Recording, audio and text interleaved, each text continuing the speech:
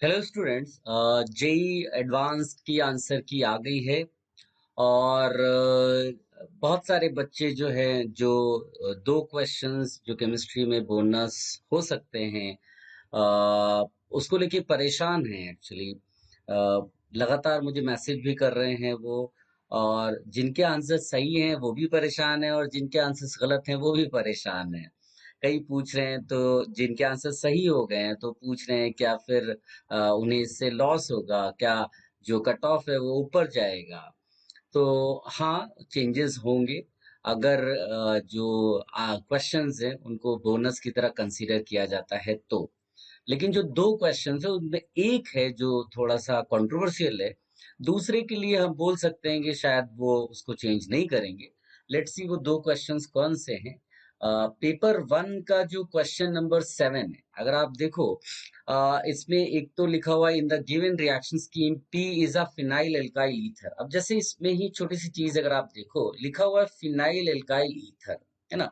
तो जब common name भी हम लिखते हैं तो अल्फाबेटिकली हम जो है लिखते हैं it should be alkyl phenyl ether. तो छोटी छोटी चीजें हैं जिनको आप इग्नोर भी कर सकते हो। एक्चुअली होता क्या है कि जो नाम दिया होता है, अगर उससे जो स्ट्रक्चर निकल रहा है, जैसे फिनाइल एल्काइल ईथर अगर आप बनाएंगे, ये स्ट्रक्चर निकल रहा है, आप इसको एल्काइल फिनाइल ईथर लिखो या phenyl alkyl ether, structure is going to be the same, है ना। तो शायद इसकी वजह से इस तरह से कोई चेंजेस जो नेम को लेकर के, जैसे दूसरा क्वेश्चन है उसमें नेम को लेकर के ही प्रॉब्लम है, तो उसमें चेंजेस नहीं होंगे। इस क्वेश्चन में कुछ हो सकता है। तो इसमें जैसे पहले जो पी से क्यू में कन्वर्जन है, तो एक तो फिनॉल बन जाता है ना। और दूसरे से मतलब नहीं, वो आ रही है। अब फिनॉल से जब यहाँ पर पहुंचते हैं तो हमारे पास ये कोल्ब्स रिएक्शन के बाद सैलिसिलिक एसिड आता है ना। फिर ये जब रिएक्शन एसिड एनहाइड्राइड, जब एसिड एनहाइड्राइड के साथ रिएक्शन होती है तो ये ए एंड एन रिएक्शन है, इसके पॉइंट ऑफ व्यू से अगर बोलेंगे, है ना। तो अब इसमें क्या है कि जो रिएक्शन है इसमें ये एसिड कैटेलाइज्ड रिएक्शन करा सकते हैं इस OH के साथ, यानी ये जो H3O प्लस नीचे दिया हुआ है, एक्चुअली ये नीचे देना ही प्रॉब्लम हो गया है। पहले स्टेप में यानी कि जो प्रोडक्ट है वो तो यहीं पर मिल जाता है, यहीं पर मिल जाता है, यहीं पर मिल जाता है। अब एसिड कैटलाइज में क्या है, रिएक्टिविटी बढ़ाने के लिए हम एसिड कैटलाइज बोलते हैं। अब वो क्या रहा है कि उसने सेकंड करके ये लिखा हुआ S3O प्लस, इसको हम हाइड्रोलिसिस मान सकते हैं। अगर हाइड्रोलिसिस हुआ तो ये जो एसिड डेरिवेटिव है, इधर तो कार्बोक्सिलिक एसिड रहेगा ही, ये जो एसिड डेरिवेटिव वाला पार्ट है, ये हाइड्रोलिसिस होने के बाद कार्बोक्सिलिक एसिड और एल्कोहल, मतलब इधर OH वापस आ जाएगा और CH3COH के फॉर्म में वो पार्ट निकल जाएगा, यानी वापस आपको R मिल रहा है। That is the problem. जबकि जो क्वेश्चन है वो एस्पिरिन, यानी ये जो एस है, ये ये ये एस्पिरिन है, इसके बेसिस पे है और इसके लिए आंसर बी है। तो हो सकता है कि इस क्वेश्चन में वो बोनस दे दे। और जो सेकंड कंट्रोवर्सी जिसमें क्रिएट हुई है वो है क्वेश्चन नंबर 16, ये भी पेपर वन का क्वेश्चन है।